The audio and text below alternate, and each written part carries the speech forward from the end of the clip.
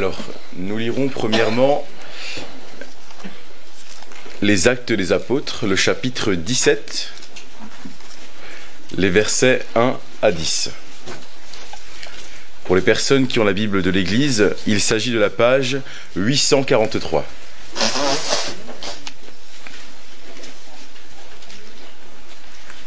Donc, Acte 17, les versets 1 à 10. Paul et Silas passèrent par Amphipolis et Apollonie et arrivèrent à Thessalonique, où les Juifs avaient une synagogue. Paul y entra, conformément à son habitude. Pendant 3 sabbats, il discuta avec eux à partir des Écritures, en expliquant et démontrant que le Messie devait souffrir et ressusciter.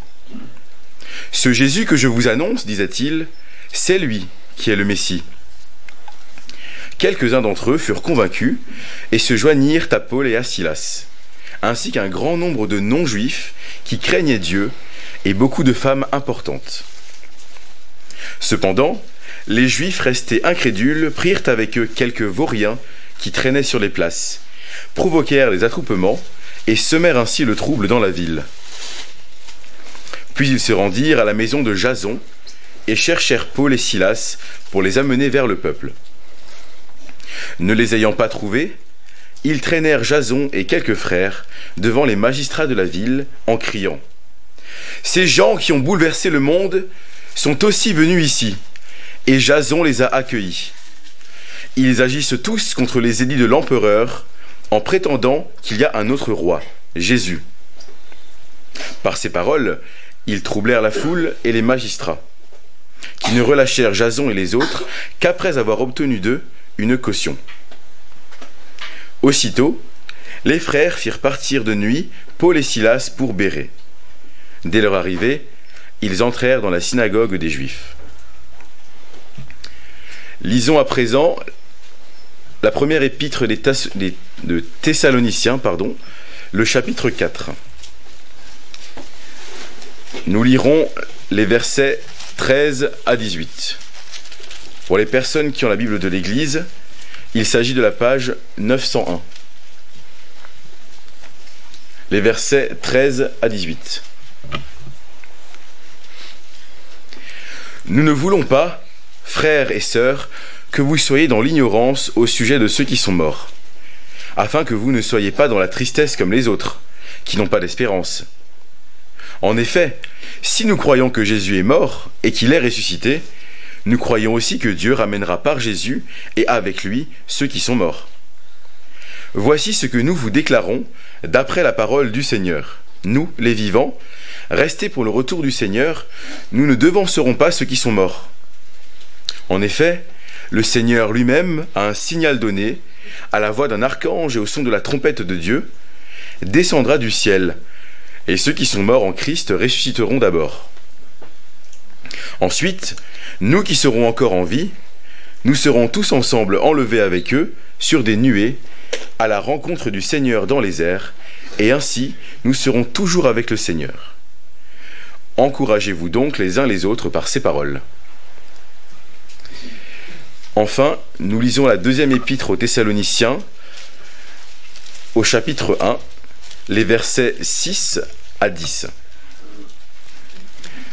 Pour les personnes qui ont la Bible de l'Église, il s'agit de la page 902.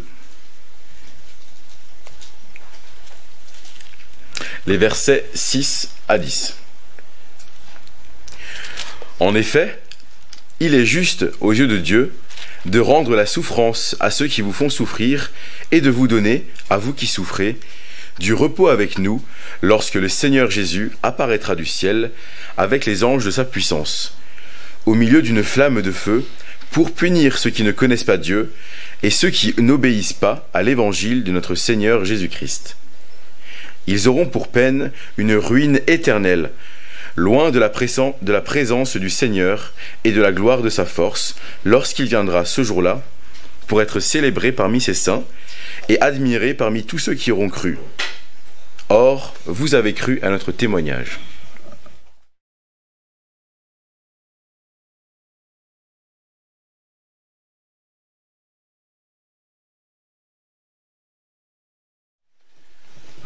est-ce qu'un chrétien devrait réagir différemment d'un non-chrétien lorsqu'il se trouve face à la maladie, à l'épreuve, au deuil? Oui? Non? Surtout, pourquoi? C'est la question à laquelle on va tenter de répondre pour conclure cette série de prédications sur les expressions les uns les autres qui se trouvent dans le Nouveau Testament. Cette série nous a permis de découvrir ce que Jésus attend de nous très concrètement dans nos relations réciproques lorsqu'il nous dit « Aimez-vous les uns les autres ». Nous aimer les uns les autres, c'est, et je résume les 10 prédications qu'on a eues jusqu'ici maintenant, nous servir les uns les autres. Bon, aimez-vous les uns les autres, nous servir les uns les autres, c'est nous pardonner les uns les autres. C'est nous estimer les uns les autres supérieurs à nous-mêmes. C'est nous accueillir les uns les autres. C'est veiller les uns sur les autres et nous supporter, nous soutenir les uns les autres, en nous édifiant et en nous exhortant les uns les autres, en nous parlant avec vérité les uns aux autres, en priant les uns pour les autres, parce que nous nous apprécions les uns les autres, ayant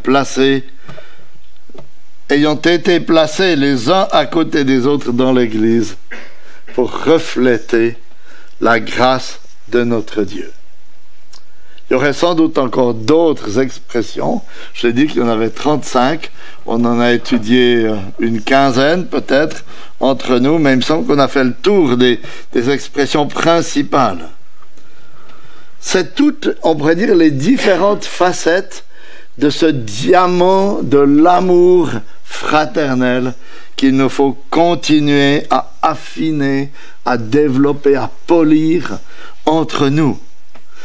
Parce que c'est vrai, ce ne sera jamais parfait tant que nous ne serons pas dans la présence de Dieu. Mais ce n'est pas une excuse. Des fois on dit « Oh, la perfection n'existe pas, donc on fait... » Non, ce n'est pas une excuse. Travaillons avec zèle, parce que c'est la mission à laquelle Dieu nous appelle dans ce monde, parce que comme le dit Jésus, c'est à ceci que tous, c'est-à-dire les non-croyants aussi, tous connaîtront que vous êtes mes disciples, si vous avez de l'amour les uns pour les autres. La pratique de ces différents impératifs est un témoignage de l'Évangile qui doit se refléter autour de nous. Et comme on va le voir ce matin, cela devrait aussi être le cas lorsque nous vivons dans l'épreuve, lorsque nous passons par l'épreuve et en particulier par le deuil.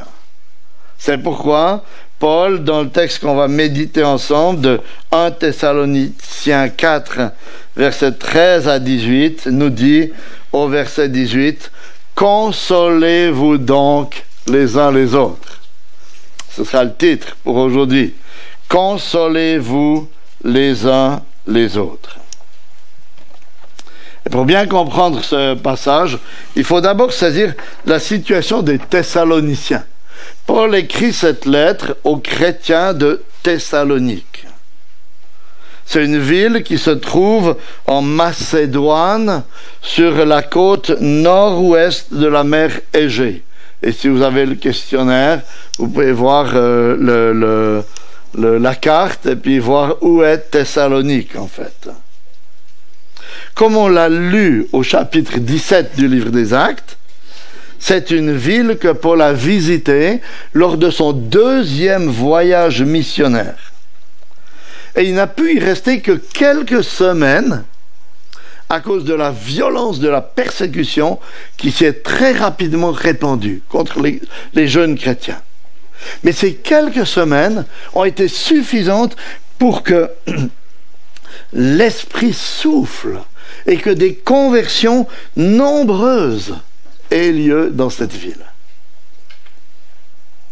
C'est ce que nous rappelle Paul au début de cette première épître aux Thessaloniciens, au chapitre 1er, versets 9 et 10, quand il dit « On raconte à notre sujet quel accès nous avons eu auprès de vous et comment vous vous êtes convertis à Dieu en vous détournant des idoles pour servir le Dieu vivant et vrai et pour attendre des cieux son Fils qu'il a ressuscité d'entre les morts, Jésus qui nous délivre de la colère à venir. »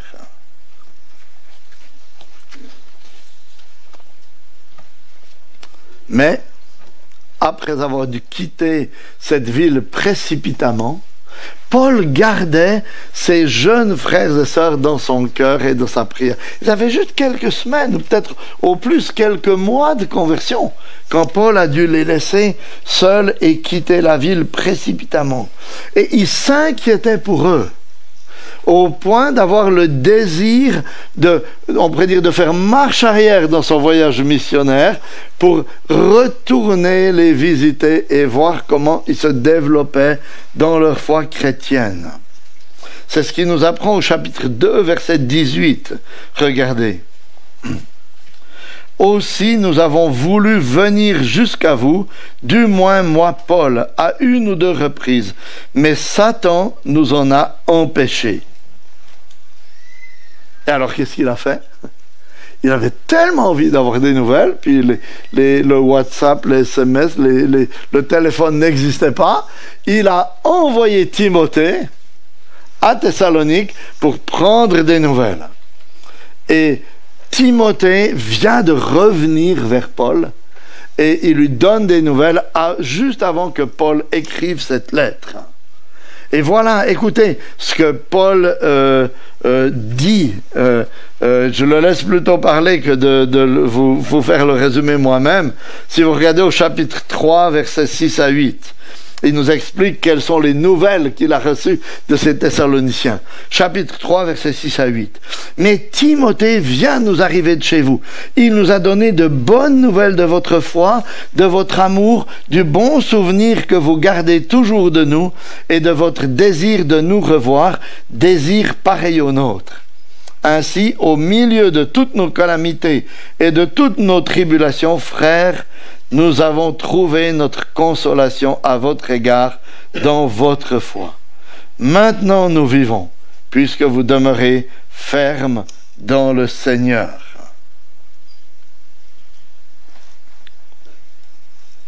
Mais qu'est-ce qui s'est aussi passé pendant ces quelques mois d'absence de Paul? En fait, plusieurs chrétiens de l'église de Thessalonique sont morts. Morts de vieillesse, de maladie, d'accidents et peut-être aussi à cause de la persécution. Et Timothée a dû expliquer à Paul que cela troublait les chrétiens de Thessalonique. C'est pourquoi Paul leur écrit ce passage qu'on va étudier ensemble ce matin, dans les versets 13 à 18 du chapitre 4, et il leur dit au verset 13, regardez, « Nous ne voulons pas, frères, que vous soyez dans l'ignorance au sujet de ceux qui dorment, afin que vous ne vous attristiez pas comme les autres qui n'ont pas d'espérance. » Et quand il parle de dormir, c'est une manière pudique dans la parole de Dieu de parler de la mort. Ainsi, dans ce passage, Paul écrit à des jeunes chrétiens qui sont dans l'épreuve, et en particulier dans l'épreuve du deuil. Et il les encourage sur la bonne manière de vivre le deuil lorsqu'on est chrétien.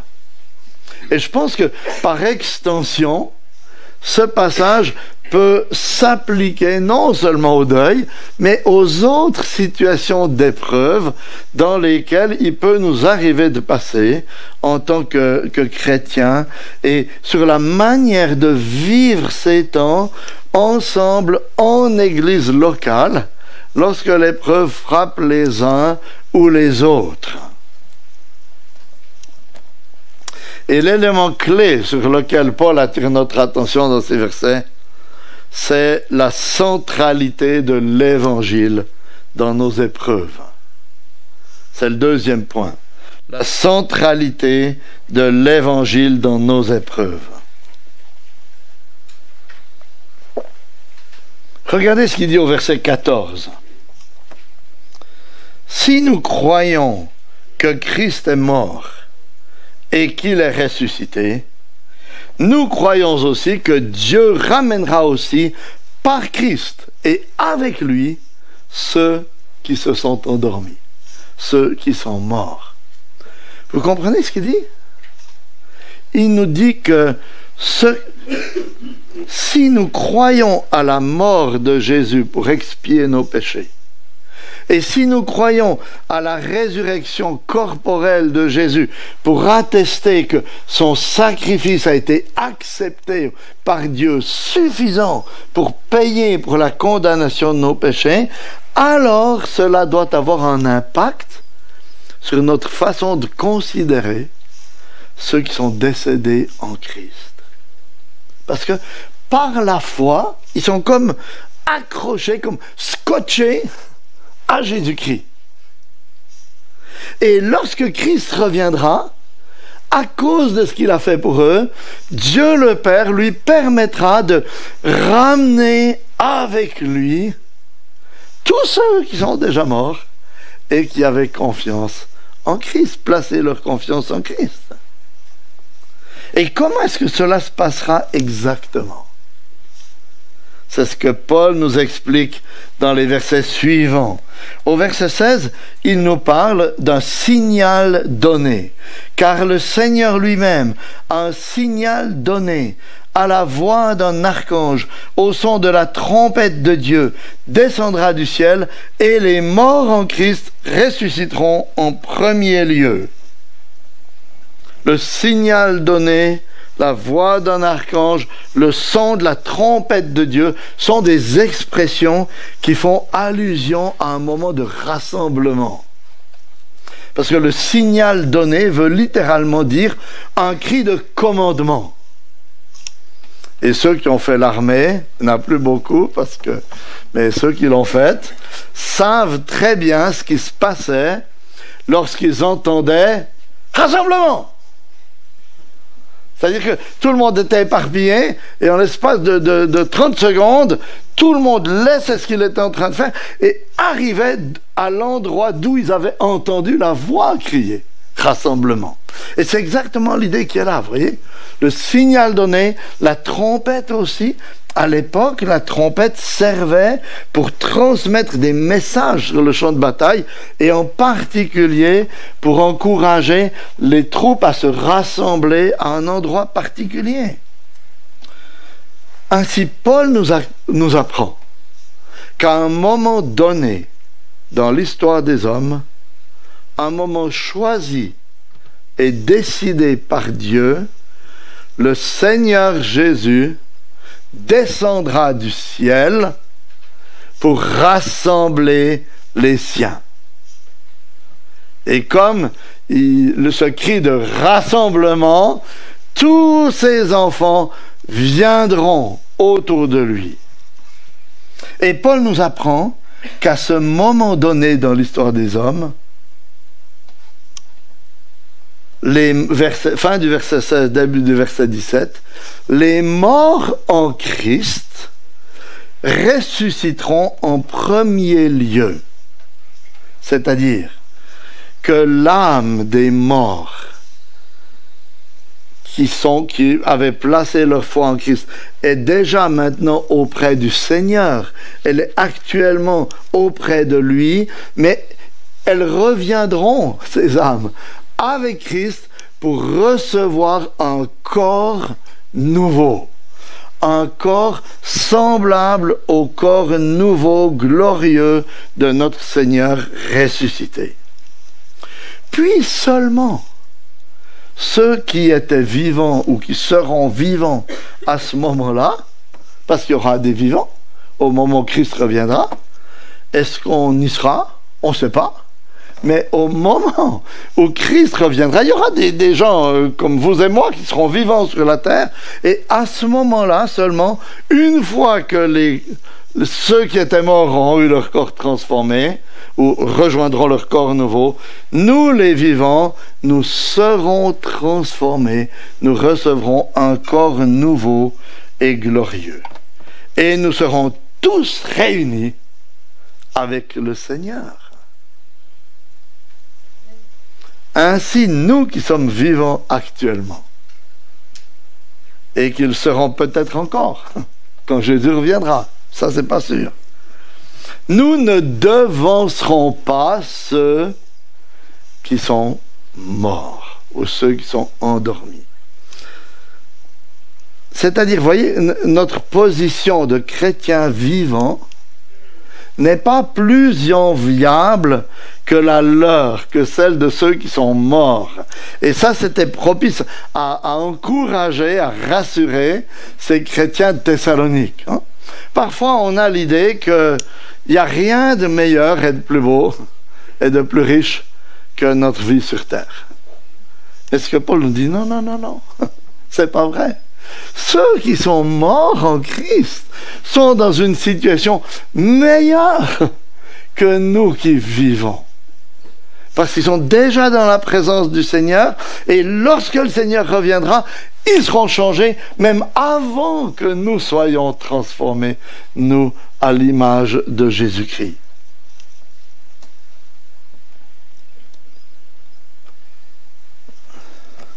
Et c'est alors que nous serons tous les croyants, de tous les temps, de tous les lieux, de toutes les tribus, de tous les peuples, réunis dans la présence du Seigneur. Et le texte nous dit, et nous serons toujours avec le Seigneur.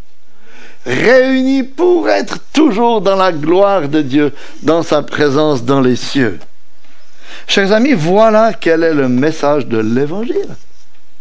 Voilà, quelle est l'espérance chrétienne. Si vous avez placé votre confiance en Christ, et même si vous deviez mourir avant son retour, vous n'avez rien à craindre. Parce que lorsqu'il reviendra, vous serez aux premières loges, même avant ceux qui sont restés vivants à ce moment-là. Par contre, si vous n'avez pas encore placé votre confiance en lui, ce moment de son retour tournera à votre plus grande confusion.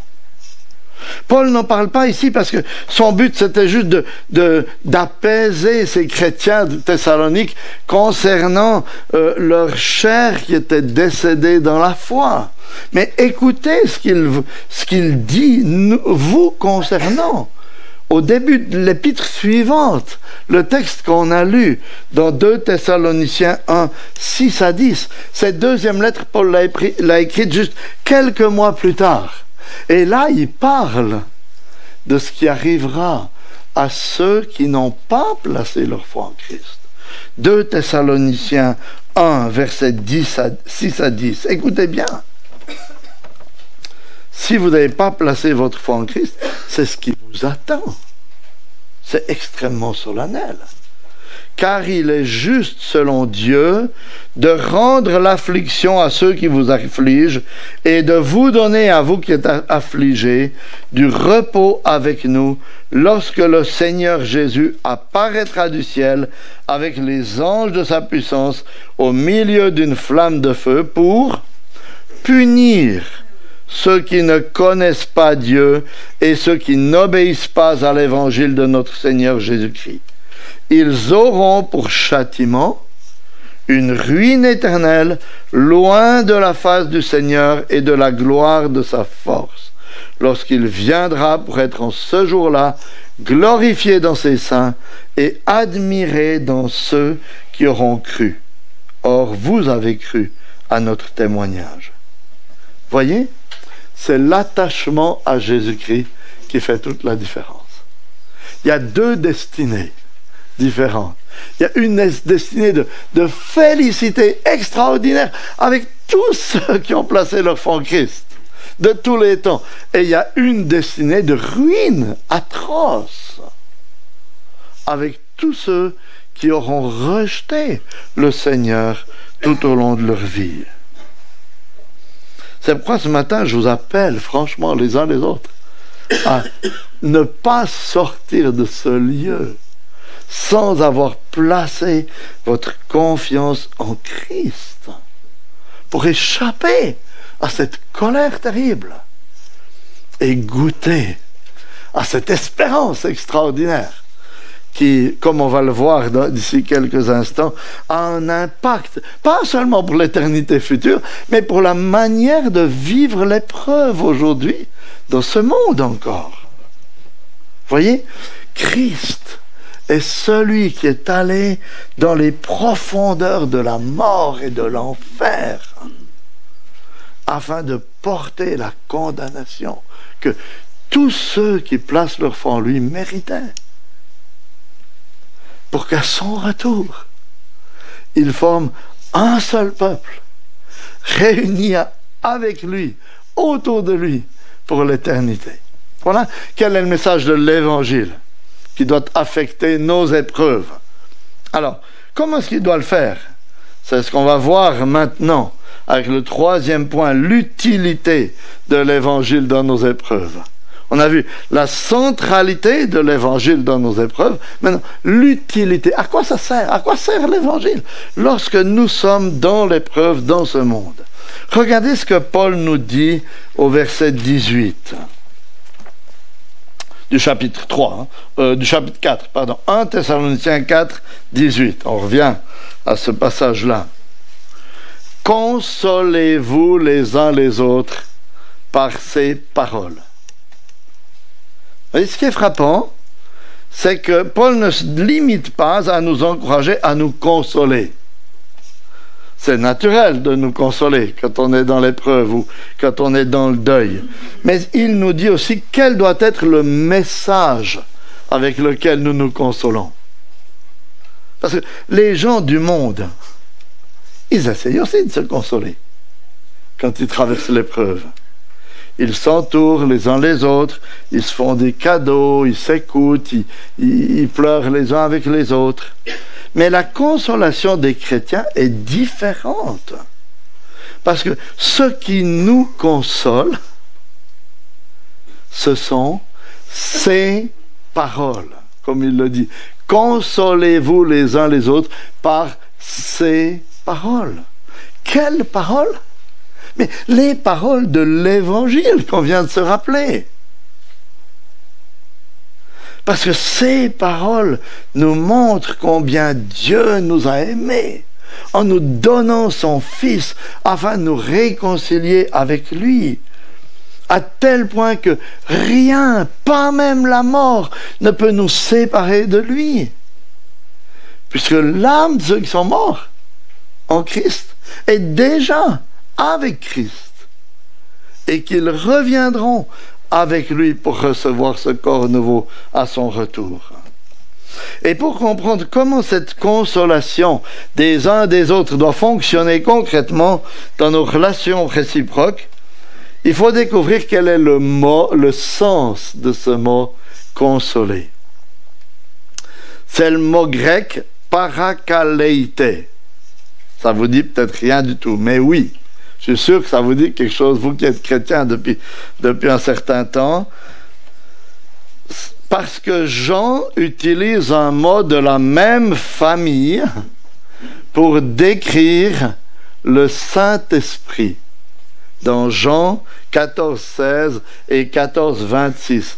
C'est le mot, je suis sûr que vous le connaissez, parakletos.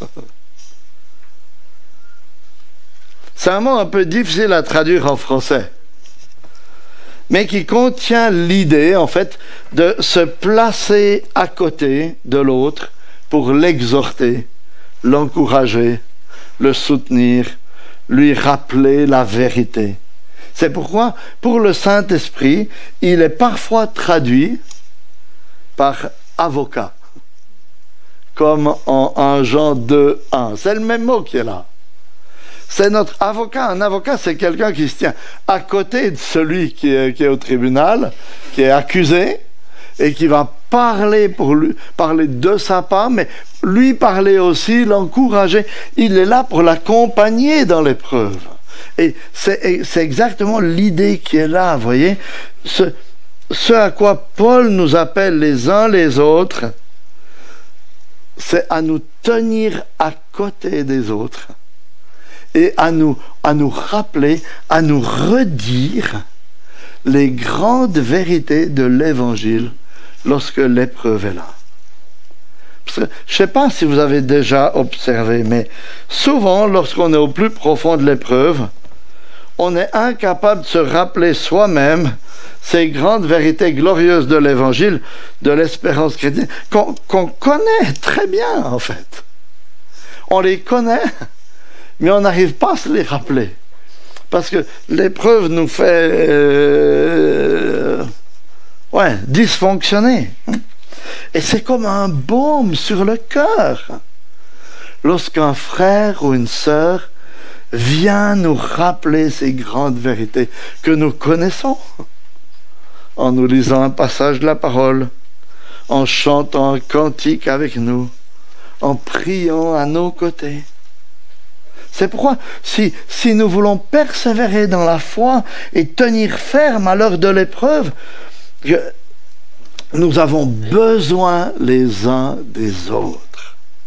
C'est ce que nous enseigne aussi l'auteur de l'Épître aux Hébreux, qui emploie le même mot dans Hébreux 3:13 et qui nous dit « Maintenant, exhortez-vous ou consolez-vous les uns les autres chaque jour, aussi longtemps qu'on peut dire aujourd'hui, afin qu'aucun de vous ne s'endurcisse par la séduction du péché. » Hébreux 3:13. Mais quel est souvent notre premier réflexe quand on est dans l'épreuve, quand on est dans le deuil? C'est de s'isoler, n'est-ce pas? On s'isole parce qu'on n'a pas envie de pleurer en public, ou parce qu'on se sent incompris, ou parce qu'on pense que les autres ne peuvent rien faire pour nous, qu'ils sont un peu maladroits pour compatir à notre épreuve. Pourtant, qu'est-ce que Paul nous dit ici? Vous êtes dans l'épreuve, alors vous avez besoin de vos frères et sœurs. Vous avez besoin qu'ils vous redisent l'Évangile. Vous avez besoin qu'ils vous parlent de l'espérance chrétienne. Vous avez besoin qu'ils vous rappellent que cette vie n'est pas la fin de tout, mais que Christ revient et que lors de sa venue, il mettra fin à toutes vos épreuves et qu'il vous réunira avec lui et avec tous ceux qui ont cru en lui. Et quel est souvent le premier réflexe que nous avons à l'égard de ceux qui sont dans l'épreuve? C'est que nous sommes un peu gênés de nous approcher d'eux, parce qu'on ne sait pas trop quoi leur dire, et parce qu'on ne sait pas que faire peut-être lorsqu'ils pleurent devant nous. Mais qu'est-ce que Paul nous dit ici? Il vous dit que vos frères et sœurs dans l'épreuve ont besoin de vous. Vous ne savez pas quoi leur dire? Alors parlez-leur de l'Évangile. Parlez-leur de l'espérance chrétienne. Parce que c'est ça qu'ils ont besoin d'entendre. Posez simplement votre main sur leur épaule et tournez leurs yeux vers Christ, vers son retour, afin qu'ils puissent considérer leur épreuve à la lumière de la fin. Vous voyez, ils n'ont pas besoin de discours sophistiqués. Ils n'ont pas besoin que vous leur expliquiez pourquoi l'épreuve les frappe. D'ailleurs, souvent personne ne le sait. Mais ils ont simplement besoin de se rappeler ce que Christ a fait pour eux et quel est le caractère du Dieu qui les a sauvés. Paul nous apprend dans la 2e épître aux Corinthiens, au chapitre 1er, versets 3 et suivants, que ce Dieu qui nous a sauvés est le Dieu de toute consolation. Il est celui qui nous console dans toutes nos afflictions, afin que par la consolation que nous recevons nous-mêmes de la part de Dieu, nous puissions consoler ceux qui se trouvent dans toutes sortes d'afflictions. Ainsi, vous voyez, pour tenir ferme dans l'épreuve, nous n'avons pas forcément besoin de comprendre pourquoi elle nous arrive à nous et pas aux autres. Mais nous avons besoin de nous souvenir que toutes choses sont dans la main parfaite d'un Dieu qui nous aime et qui est souverain et qui a un plan parfait. On a besoin de se rappeler l'Évangile, en fait, chaque jour. Et pour terminer, il nous faut considérer, parce que c'est ce que Paul nous dit, quel sera l'impact de l'Évangile dans nos épreuves. On a vu la centralité de l'Évangile dans nos épreuves. On a vu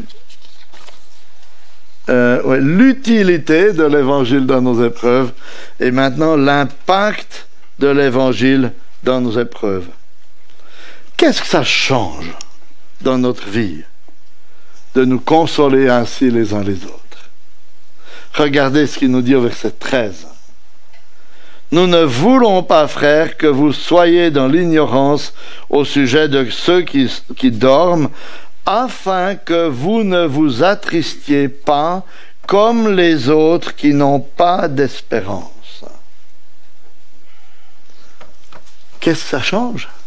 Ça nous aide à ne pas nous attrister comme les autres. C'est-à-dire, ça nous aide à ne pas nous attrister comme les incroyants qui n'ont pas d'espérance, ni dans ce monde, ni dans le monde à venir. Mais notez tout de même que Paul ne dit pas que nous ne devons pas être affectés et attristés par les épreuves. Il dit simplement que nous ne devons pas être attristés de la même manière que les autres, que les incroyants. Pourquoi? Mais parce que nous pouvons considérer notre tristesse, nos souffrances, nos difficultés, notre deuil à la lumière de l'Évangile et de l'espérance qui s'en dégage. Et qu'est-ce que nous allons découvrir lorsque nous les considérons ainsi? Premièrement, que ces souffrances terribles que nous traversons auront toujours une fin joyeuse. Parce que Christ reviendra. Deuxièmement, que nos souffrances, aussi terribles soient-elles, seront toujours plus petites que celles que Jésus a dû porter pour obtenir notre salut. Et qu'ainsi, il peut compatir, nous comprendre. On peut aller à lui avec nos larmes, avec nos points d'interrogation. C'est ce que l'Épître aux Hébreux nous dit, Hébreux 4:15. Car nous n'avons pas un souverain sacrificateur incapable de compatir à nos faiblesses, mais il a été tenté comme nous à tous égards sans commettre de péché. Il n'est pas incapable de compatir. Il a lui-même souffert plus que ce que nous aurons jamais à souffrir dans notre vie. Troisièmement, que nos souffrances sont toujours sous le contrôle de notre Père Céleste, qui est parfaitement sage, tout-puissant et qui nous aime. Il a prouvé sa sagesse et son amour dans l'Évangile, qui est un plan de salut extraordinaire que personne n'aurait pu imaginer et inventer. Un plan de salut qui émerveille même les anges.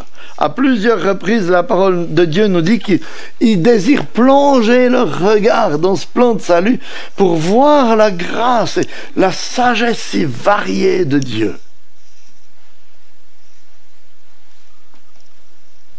Et voyez, ce sont ces vérités qui, repassées dans notre cœur, rappelées par nos frères et sœurs lorsque l'épreuve est là, nous permettent de traverser ces épreuves sans perdre pied.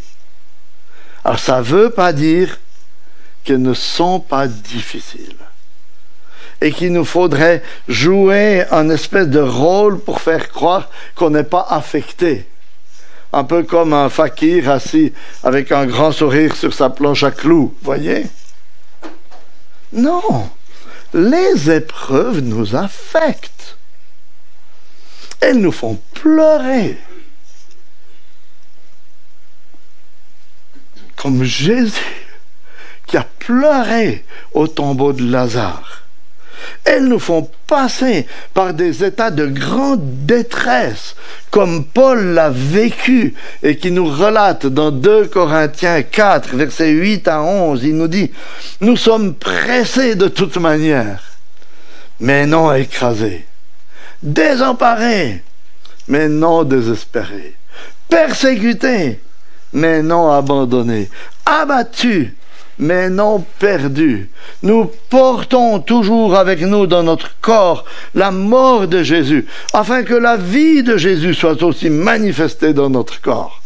Car nous qui vivons, nous sommes sans cesse livrés à la mort à cause de Jésus, afin que la vie de Jésus soit aussi manifestée dans notre chair mortelle. Comment est-ce que c'est possible de vivre 2 situations comme ça qui paraissent contradictoires en même temps? Comme Paul le dit, désemparés, mais non désespérés, persécutés, mais non abandonnés. C'est parce que l'Évangile habite en nous. Et l'Évangile nous permet de vivre 2 émotions apparemment contradictoires en même temps. Ça, c'est une clé de compréhension pour le croyant. On peut vivre 2 émotions, 2 sensations apparemment contradictoires en même temps, comme les larmes de la séparation et du deuil sur le visage, et la joie de l'assurance des retrouvailles au fond du cœur. Les crispations de la douleur d'un corps qui se meurt et la paix profonde de savoir qu'un jour j'aurai un corps nouveau dans la présence du Seigneur. C'est pourquoi, chers frères et sœurs, on arrive à la fin de cette série sur les uns les autres. Et je vous rappelle que toutes ces exhortations sont là pour nous aider justement à persévérer en vivant comme un corps jusqu'à ce que le Seigneur revienne.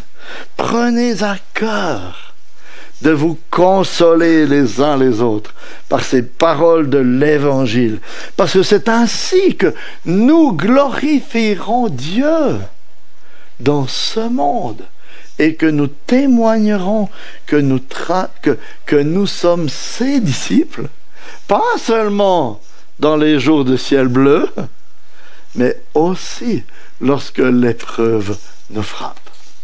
Amen.